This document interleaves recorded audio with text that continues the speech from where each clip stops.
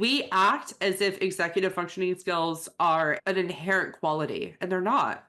They're a skill that can be learned. Educational therapy should not be a lifelong sentence. And so she came back to me a few weeks later. She said, "You know what, Rachel, ever since you said that, both my husband and I are really seeing what you're talking about. And we do think she's missing some things." We end up going through the process and getting her an assessment, and turns out there's an auditory processing disorder. And I felt, I'm not trying to toot my own horn here, but to catch that at 4.5 for a little girl who's not behavioral, it was going to get ignored for a really long time. Parents will bring up things with teachers for years before a teacher finally says, I think you're right. I think oftentimes parents think they want in person because they somehow think that the connection is going to be stronger or better. Speaking from my experience of working with so many students virtually at this point, there's no difference that I feel in the connection that I have to an in-person learner or a virtual learner. What we need from parents is the collaboration to have them step back so their learner can step forward.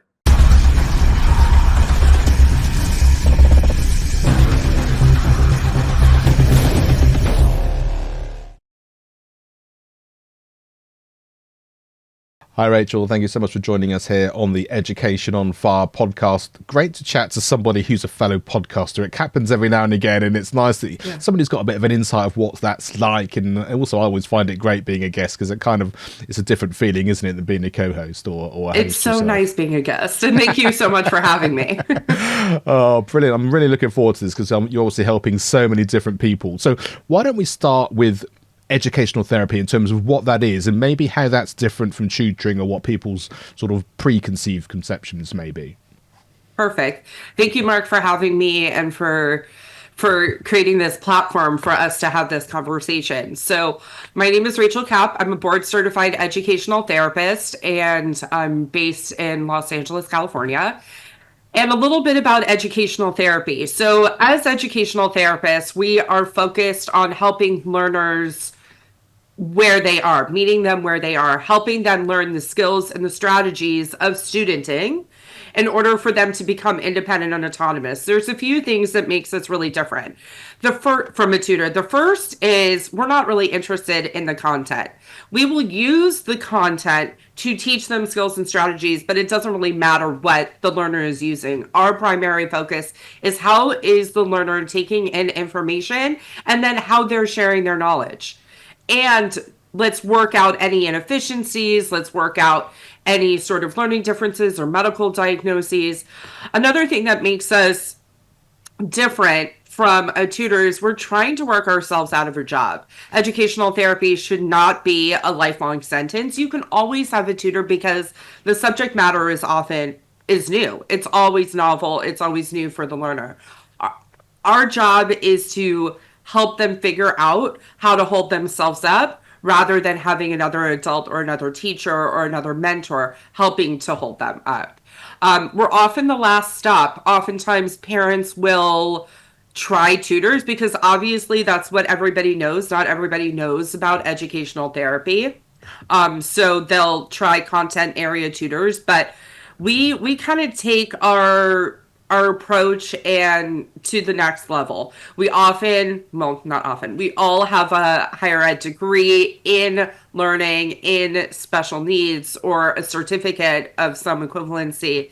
And but educational therapy isn't everywhere, which is why, and it's a relatively new field, which is why a lot of people haven't heard about it.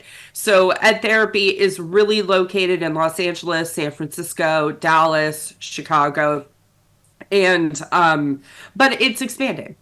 It's expanding.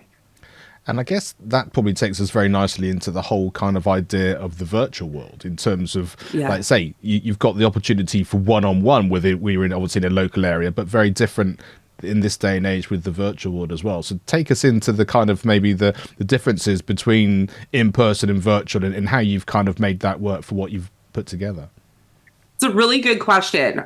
So I can only speak to my experience in my area of expertise. I'm specialized in, and my business is specialized in learners who struggle with executive functioning skills challenges. So we focus my practice on learners who are fifth grade through adulthood. And we do work with a lot of adults in our practice. So I always like to share that. Um, but I can only give the story of how sort of the virtual took off for our practice locally here. In January 2020, my practice made the decision to specialize. And obviously, in March of 2020, we had to go completely virtually.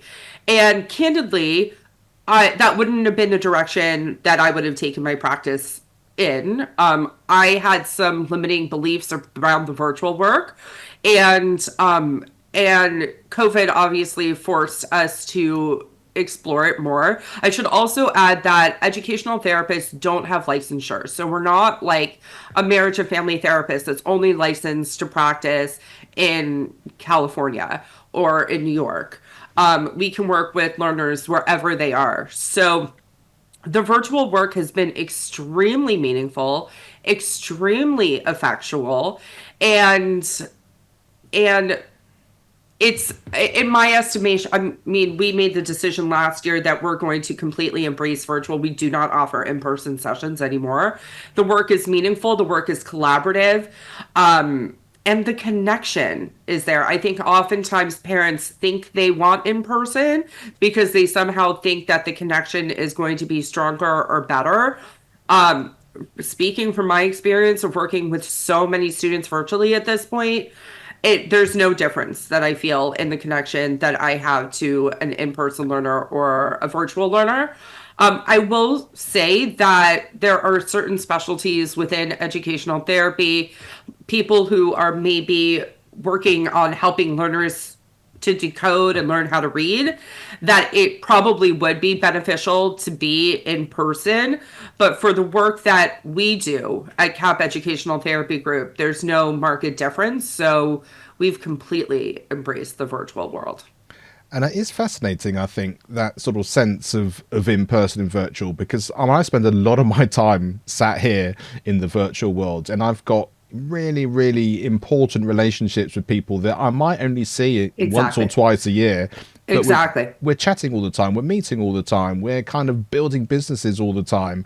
And I Exactly. think it's the human to human contact, which I think, like I say, there is something when you're in person, but it doesn't take away in a way as much as you would expect it to. I agree. So I haven't mentioned this, but well, you mentioned, I also have my own podcast called Learn Smarter, the educational therapy podcast. And we could talk more about that if you want. But Sure. likewise, we've never met our editor. And he's done our podcast art. He's done our podcast art round two because we've updated over the years. And he's been in New York. We have a texting relationship. We have a Zoom relationship. We talk to him all the time because we talk to him throughout the episodes as he's editing them, and he responds back to us. You know, there's a delay, but this is someone that we have an extremely collaborative relationship that we know a lot about, and we've never met. We keep telling him he needs to come to Los Angeles so that we can take him to dinner and, see how tall he is. Yes. That's really true. It's really true. Hmm. And I completely relate. I mean, I've got a show called Creative Amplifiers where we help people build their YouTube channels and get themselves set up online and all of that. And I've got two co-hosts. One's a Brit but lives in Portugal, and the other one lives in LA.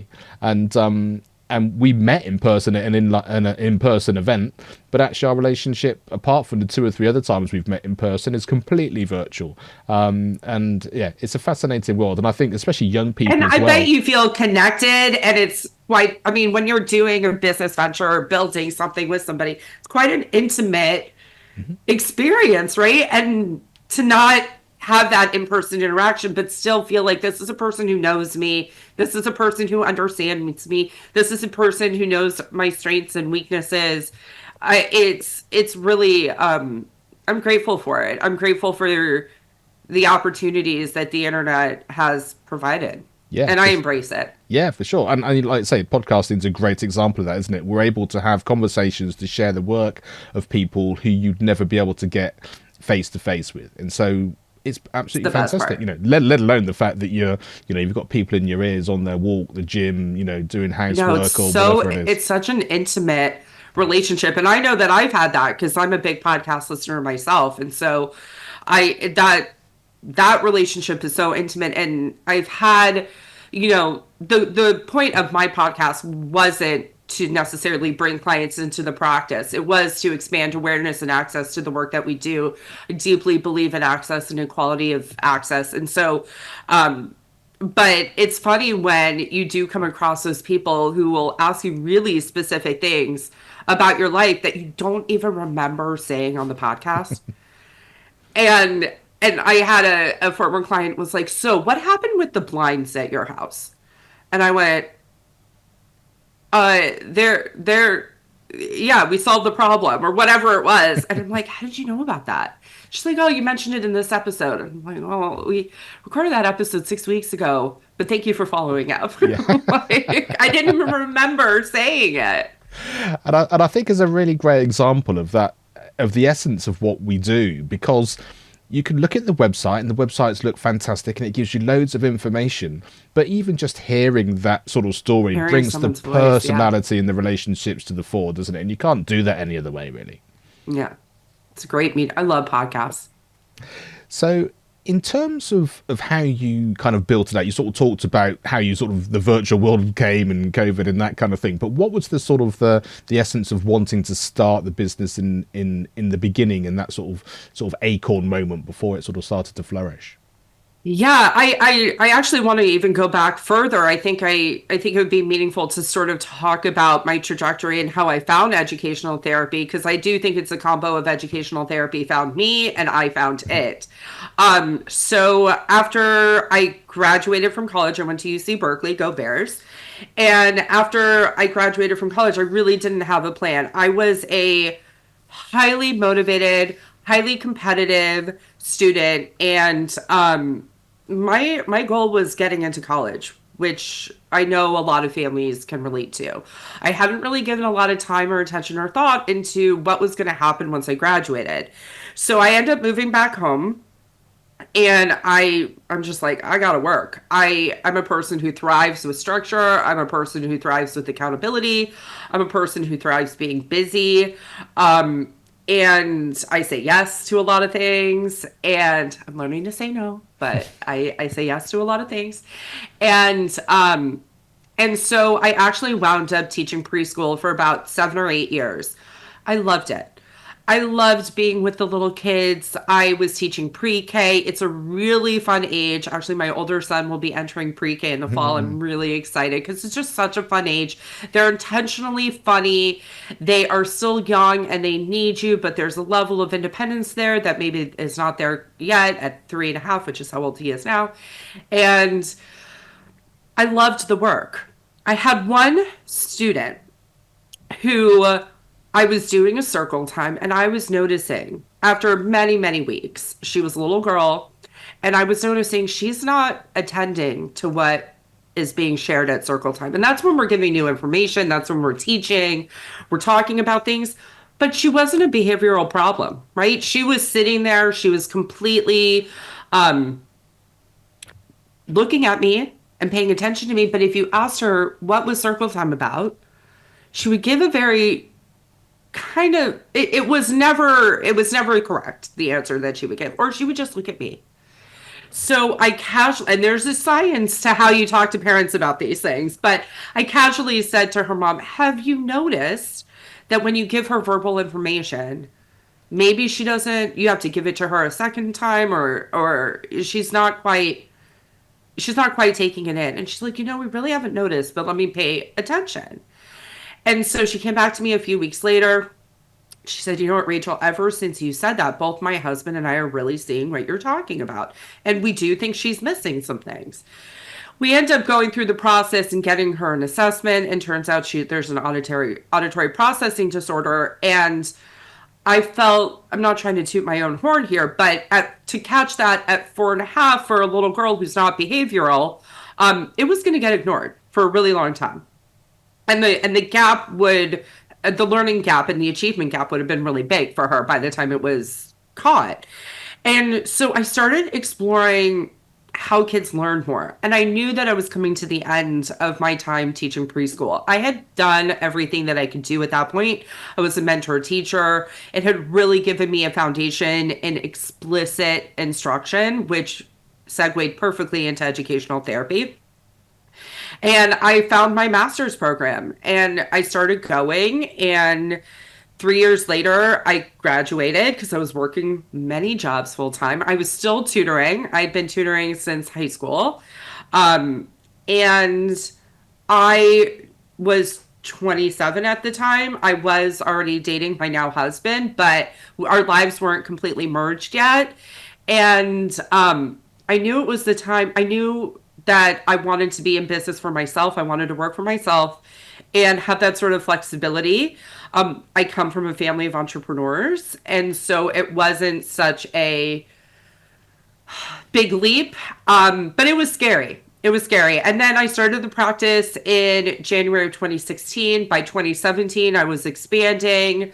And by 2018, I was starting the podcast, and it sort of just has grown from there. And I'm grateful for my business because it provides me the kind of flexibility that I really want in my life now with my two little boys, while also mentoring a team. And it has allowed me to expand my impact. And I think that's key. I mean, as a freelance myself, I'm a musician, so I get to perform. I still get to do some teaching and give back, like you say, in terms of that sort of being able to share my passion of music as well. And then, yeah, the online world of podcasting and streaming and all of that kind of thing. But the What's your instrument, Mark? So I'm drums and percussion. So Do I'm. you know that I knew you were going to say drums before you said it? I said, I bet he's drums. Okay. But Okay. I'm on the more classical side. So I do sort of orchestras, opera, ballet, music theatres, kind of where my kind of sort of more sort of Love that. middle ground is, so to say. You're not going to see me necessarily on a big rock stage anytime soon. I think probably at my age that's probably not going to happen either, but you never know. It's never too late. Exactly. But I think having that, like I say, that ability to create the life that you want in a way that you can for the support of your children. That's why we decided to work in that way, make sure one of us was always going to be at home for the kids and that kind of thing. And my kids are sort of almost come through. Our youngest is just about to go to uni later in the year. And you just think all those times that you're able to spend, you can't get that back. And I'm very grateful for the opportunity to doing that. And like I say, the life that you create as well as what you're given in order to sort of make that work. You mentioned about that little girl in terms of picking those issues up early enough to help get that support. How does that work generally? Because I know you've got lots of people that are offering that now. When either a teacher or someone thinks there's something, what is that sort of next step? Is there a traditional route or route where they can come to you more directly and then kind of take that into what that process then looks like for someone who may then get involved with what you're providing? Yeah, it's a great question. So there's a lot of different ways that can happen. I can only speak to sort of what happens in the United States. So at least locally to me here in LA and California, but really this is the trajectory. And it depends on what is sort of going on for the learners. So I'll just start there. But there's a lot of different ways that a learner can find their way into educational therapy. Usually it's identified, and I will say that there is usually a parent, and usually it's the mom who has a strong mom gut of something's going on. But they may not know what. And oftentimes parents will bring up things with teachers for years before a teacher finally says, I think you're right. Let's look into this. And there's a lot of different reasons for that. Sometimes it can come directly from the teacher. Sometimes it can come from the pediatrician because obviously a medical diagnosis or a traumatic brain injury can end up with a learner in educational therapy. There's a lot of different paths to getting a diagnosis. You can do a independent assessment, which is privately paid, usually not within insurance. The school system will do their own assessment, but it depends on where you live, sort of what tests are allowed to be given. For example, in Los Angeles, in our public school system, you are not allowed to give an IQ test for sort of obvious reasons. They're inherently biased and so it just sort of, and but even in a public school assessment, things can go missed if it's extremely nuanced. You do not have to have an assessment or a diagnosis to be a good candidate for educational therapy, at least at my practice. Different educational therapists may have different ideas about it.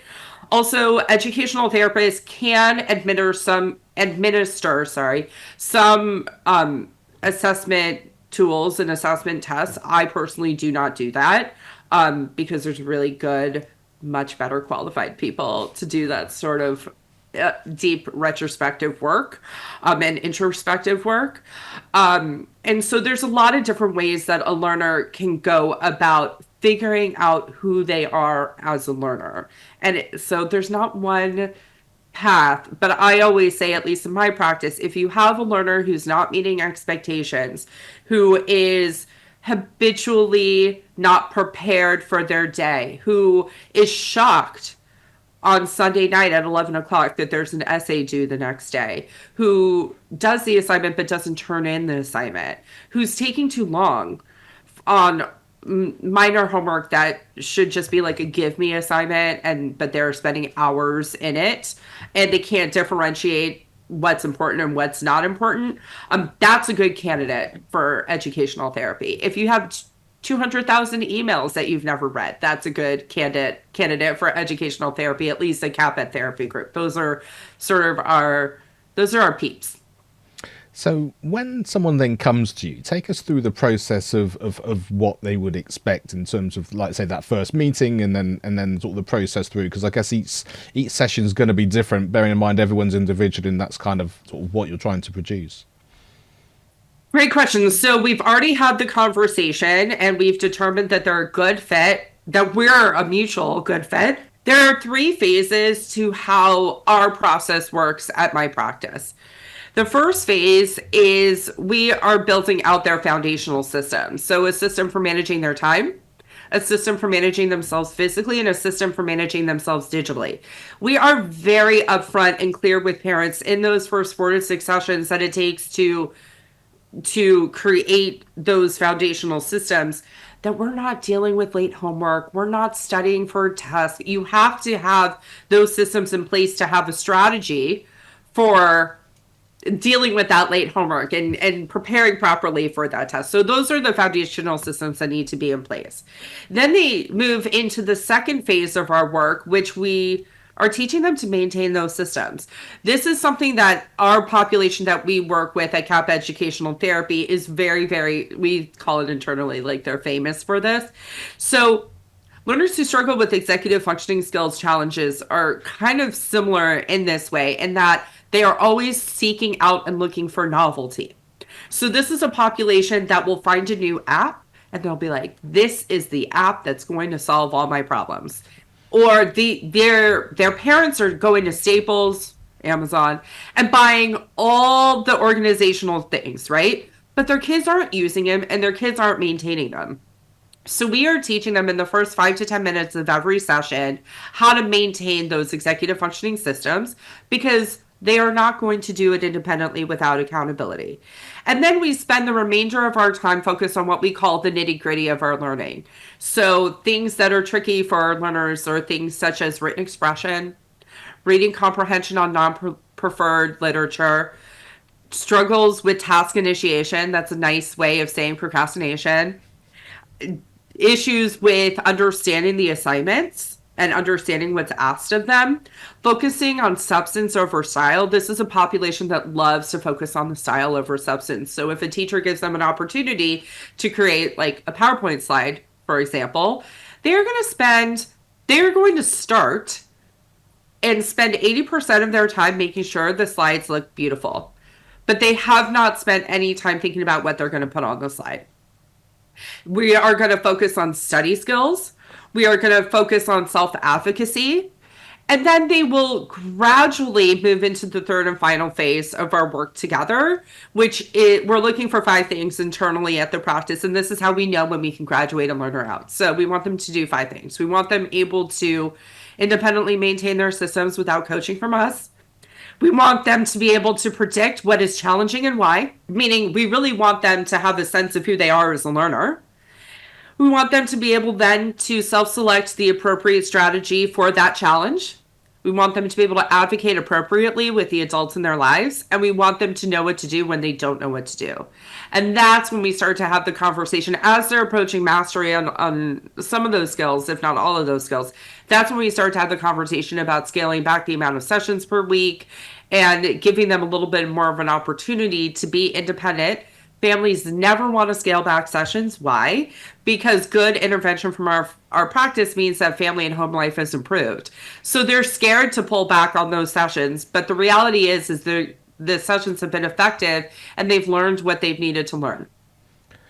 And then we Yeah. let them flourish and go.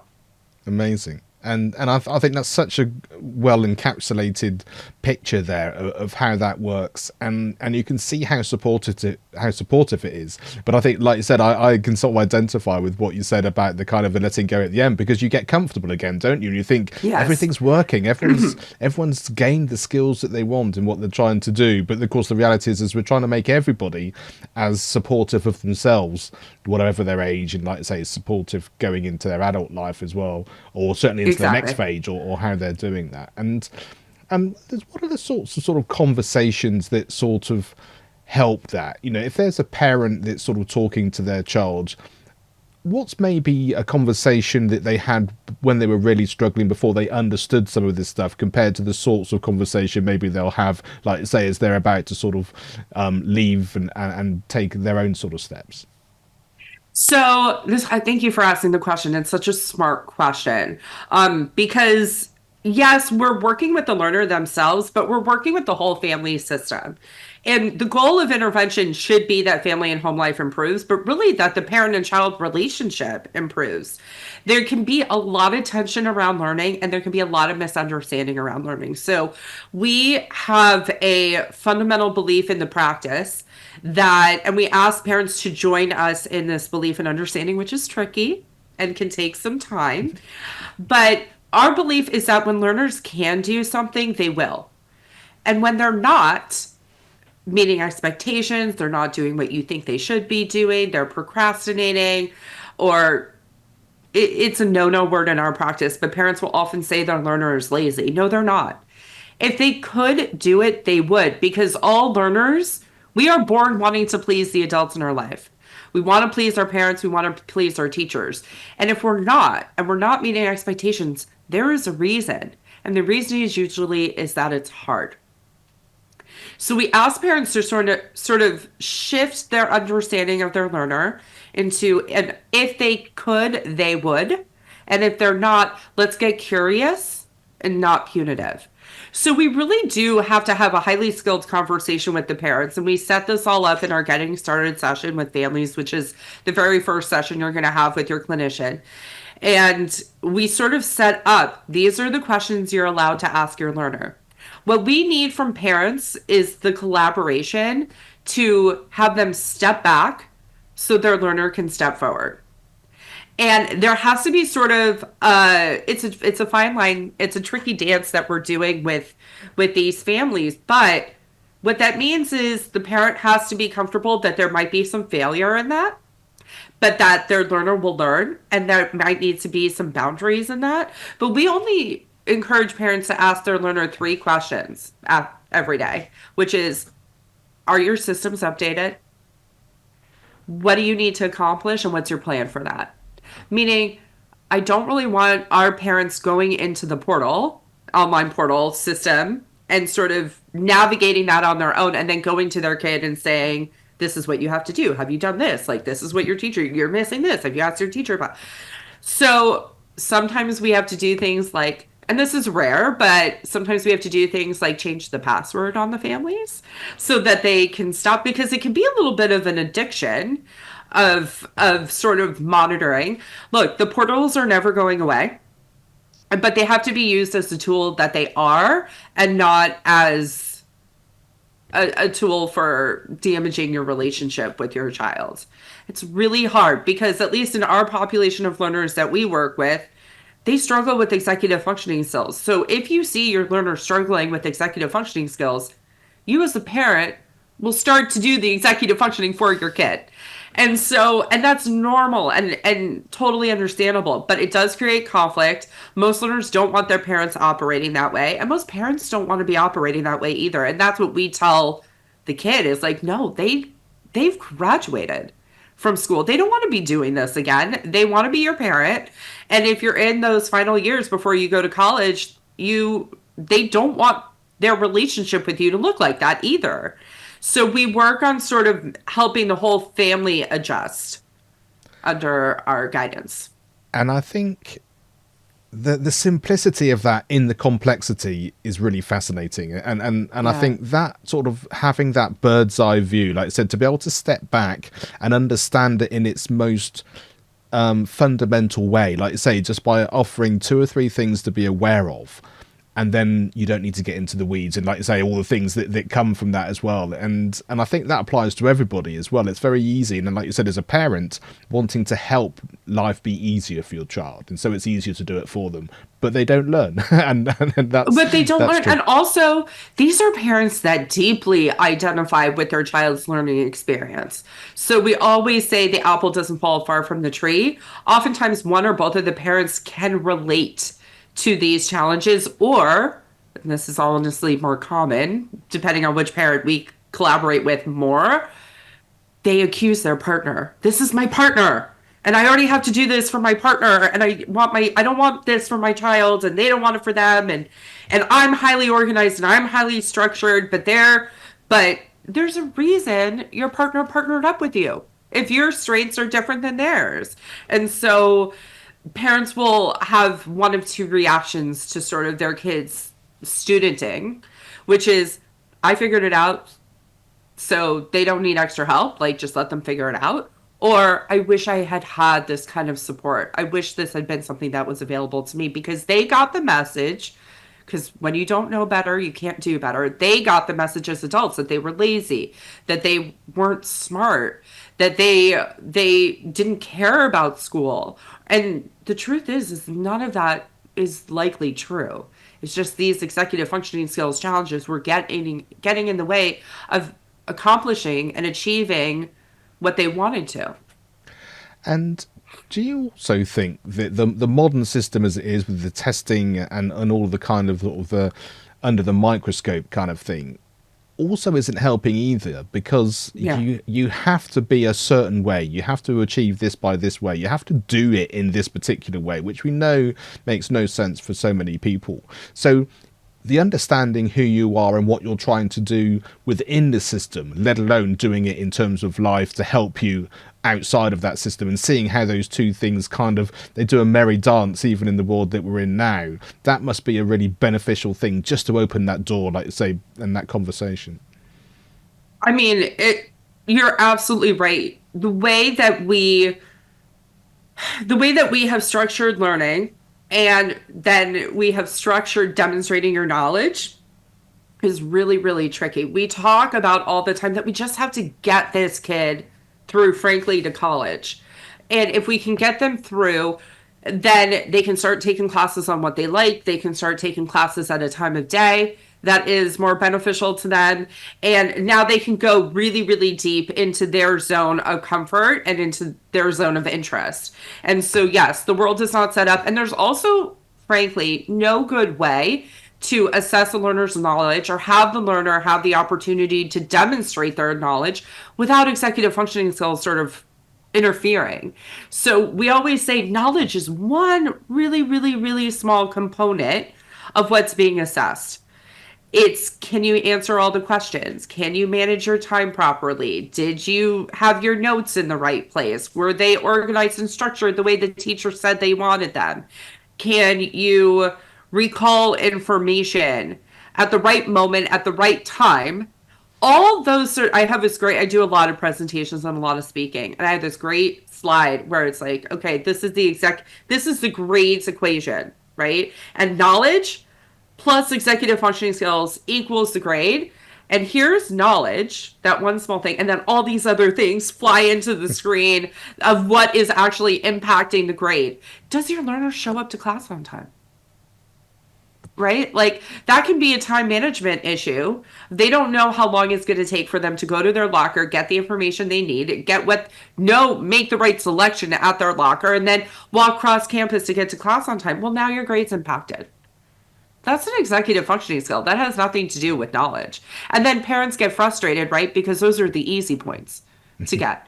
I'm like, easy is not so easy for this population. Yeah, So, absolutely. And I think that's really in the wider scope of this conversation. It's about teaching individually to the child, isn't it? Like you say, and on one end it can be a myriad of things, and in the other side of it can just be one or two little things that make all the difference. And I think understanding that personalized learning, which is what I love about what you're doing, but also being able to do it on scale as well, with having multiple people that can help people across the board, means that so many more people are able to, one, like say, start with these conversations, but also get the support that they need to help them going forward. And I love the fact as well that it's not just the pupil or the person that you're dealing with, it's also the family and how it affects everybody. I think it's a really, really important thing. And I'm really grateful that you've been able to explain it in such a way that makes it so clear. thank you. So I'm always interested, especially people who've been involved in education as well. Is there a particular education experience or teacher that you remember that had an influence, good, bad, depending on how you look at it? And has that sort of influenced, or do you sort of think about that in terms of what you're now doing? I love this question. So I'll just share, I come from a family of teachers. I know I said I come from a family of entrepreneurs. The other half are teachers. And so educators and teachers were revered in my home. And oftentimes that meant I wasn't allowed to criticize the teacher, or if I had a challenge, it was very rare that I would have a challenge with the teacher. But my mom in particular would usually tell me the teacher's perspective of a conversation. But I was really fortunate. I grew up, I know everybody's so afraid of the public school system in Los Angeles, but I had the most incredible public school experience. I really had remarkable teachers all the way through who wanted to be there, who were lit up by us, and who loved being around us as students. So in particular, I went to a middle school and high school that at the time was the number one in the state and number 10 in the nation. And it was a college prep magnet. And I was there from 6th to 12th grade, which was amazing because you got this really, for the teachers looking back, how wonderful you get to watch these sixth graders grow up and go off to college. It's really a lovely experience as a teacher. But I think we all go into education sort of hoping that we're going to have the Mr. Holland's Opus moment, which is what we often talk about on the podcast. It's oftentimes why you want to be that teacher who you had, who had that impact. And for me, that was and me and probably hundreds of other students was a teacher named Mr. Rutschman. I had him in 10th, 11th, and 12th grade. He taught AP Euro, AP US, leadership, which was student government, which I also participated in, and AP psychology. And he was that teacher. And he did have that Mr. Holland's Opus moment because after a couple years after I graduated, he was retiring and leaving that school. And people came back from 30, 40 years to send him off. And it was an incredible, incredible achievement. And in fact, it's so funny because my brother, he's quite politically active and he was just posting on social media and he texted me, he said, "Did you see that Mr. Rutschman commented on my post?" He's still that guy, he's still that guy for us. And he has spawned a generation of teachers. And he saw us, he commanded respect, he understood inherently family dynamics. He made history and psychology so interesting and so alive through storytelling. And he also turned me into an incredible writer. He had incredibly high standards, and you've never met a more hardworking individual. He would get to the school because he lived quite far away. He would get there by 6 a.m. and he'd be grading for 2 hours, and then he would be teaching all day, and then he'd be going home and being a dad. And he was just a remarkable, remarkable man.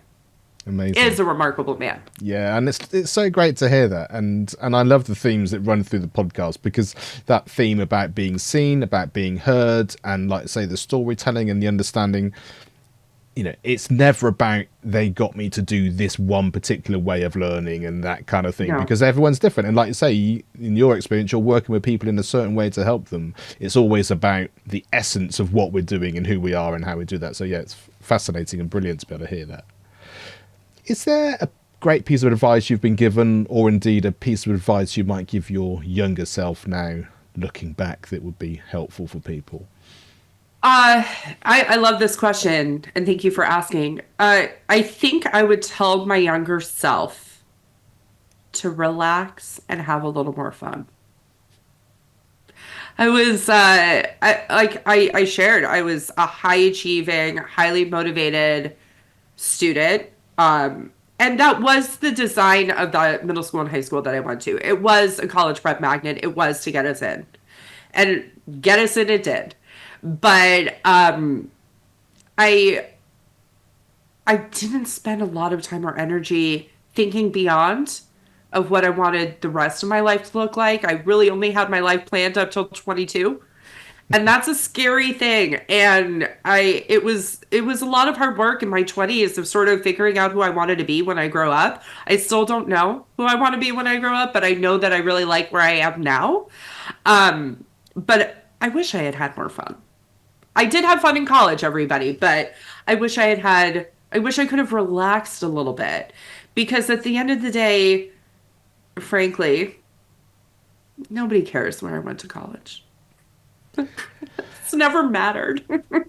And I think So, that having fun's really interesting, because you can get to a point where you think having fun takes away from the work that you're doing and all of that, but of course it doesn't. But I think you, like you say, you get into this cycle of it needs to look like this, and it's kind of working for me, so I'm going to keep doing that. And I think like you I got a say, lot of the steam out of it, Mark. yeah, yeah, I don't want to deter from the fact that I was extreme and am extremely proud of where I went to school. And I'm extremely grateful to have had that experience at Berkeley, because there's nothing like being taught by the person that created it, right? Like there's nothing like that. And I had some wonderful, wonderful professors and experiences and classes, and it was truly a remarkable place to be. But um, I somehow figured out in college how to have fun while doing all that, and I could have done that in high school too. brilliant. Now, is there a resource you'd like to share? And this can be professional or personal, anything from a video, song, podcast, film, book, but something you'd like to share. So something that had a tremendous impact on me, and I will preface this by saying that this is a problematic book. And looking back on it through the lens of who we are at 2025, and I'm not even sure what year it came out, but I would guess it was around 2015 that this book came out. But Lean In by Sheryl Sandberg had an incredible impact on me. I read that book and then 6 months later quit my job and started my business. And I'm like, I'm going to lean in because of all the research that she shared in this book. And look, this book is written by a white woman of privilege. And there's a lot of problematic aspects, and if you go back and look at it, but at the core, what it really talked about was the way women show up in meetings, the way women apply for jobs, the way women negotiate their salaries. And this is something that has been deeply mission driven for me. And when I see my team show up as women, frankly, and not ask for the raise and not lean in because they're going to get married 2 years from now. And so that means they're going to have a baby 3 or 4 years from now. So I'm not going to do that, take that opportunity now. I will go against my own self-interest as the business owner and email them after like their annual review and say, you really should have done this. And if you want to practice with me, I'm inviting that conversation, but you have to do it a month from now when you get a little scared. And so, because there's a reason there's a pay gap, And part of it is the way we show up. So, women won't apply. There's some statistics that women won't apply for a job unless they have 80% of the qualifications or something insanely high like that. Men don't operate like that. They figure I have 20% of what they're looking for and I'll learn on the job. And so that book had a tremendous impact if you can sort of look through it through the lens of, oh, this is problematic and here's why. And I think Sheryl Sandberg has been quite clear that she understands the weaknesses of the book as well. But overall, that was a transitional book for me. Yeah, I love that. And we'll have links to these things in the show notes as well for people who want to go through and Great. check it out. And so, as we start to wrap up, obviously the acronym FIRE is really important to us here on the show. And by that, we mean feedback, inspiration, resilience, and empowerment. What is it that strikes you, either one word or collectively? For me, it's the resilience piece of the population that we get to work with. Look, these have the learners and adults that we work with are people who have gotten a lot of really negative messages about how they show up in the world. And I'm often asked, does my kid have to want this? Like, do they have to be motivated to be a part of this process for it to be effective? And I always say no. They have to like who they're working with, but they don't have to be motivated around this. And let's not even have that be an expectation because if I worked, let's say a learner is coming in eighth grade, and if I worked for 9 years of school and had consistently gotten the message that you're not good at this, you're not trying hard enough, you're lazy, which again is a word we don't use in the practice. The only way I could have internalized that if I didn't understand my larger learning profile is that I'm somehow not intelligent. I wouldn't try either. That's the point, is that is actually to sort of like disconnect from their learning is actually a sign of healthy self-esteem. And I'm not good at this. I'm not going to get my esteem from this. Let me go find it somewhere else. And so what we can do through good intervention and frankly through a really, really strong relationship with the clinician that they're working with is we can sort of peel that back a little bit, work with them, start to give them little micro successes. And that success will beget more success. And this is an extremely resilient population. This is a extremely strategic population. And I always tell families, this is a population that tends to be extremely hireable and likable and or will work for themselves. And so there's not enough good things I could say about those who struggle with executive functioning skills because they are a skill that can be learned. We act as if executive functioning skills are an inherent quality, and they're not. They're a skill that can be learned. And I think that's a great message to end on because I think people listening will then, if they haven't thought about it in those ways before or come across it in a way that we've been able to chat about today, it's going to really give something for people to think about. And I think be supportive as well, especially if people are struggling. So, Rachel, thank you so much for being here. Thank you for sharing all of that wisdom. Tell people where they can find out more about you and indeed the podcast and all the great work that you're doing. Great, thank you. So if you want to connect with me and learn more about the work that we do, the best way to do that is via our website. So our website is www.kappedtherapy.com, Kapped therapy.com. You can sign up for a phone call to chat with me there. And also there's links to all the other things that we sort of talked about today, including Learn Smarter, the educational therapy podcast. That's available wherever you listen to podcasts. And you do not have to listen in order. Go to the episode that connects with you. We also have really, really wonderful conversations with former learners and former clients who've worked with us who sort of speak to their own journey throughout the process. So if you want to hear about that. And then we give it all away for free on the podcast, Mark, because we're so deeply aligned with equality of access and, the understanding that not everybody is going to be able to have access to educational therapy. So go to the podcast and learn and enjoy me and Steph talking about our blinds. Amazing. Yes. Fantastic. Rachel, thank you so much. It's been a wonderful conversation. I've got a lot out of it, and I'm sure everyone listening will have the same. So yeah, keep up the great work, and yeah, thanks Thank once you. again. Thank you so much. Education is not the filling of a pail, but the lighting of a fire.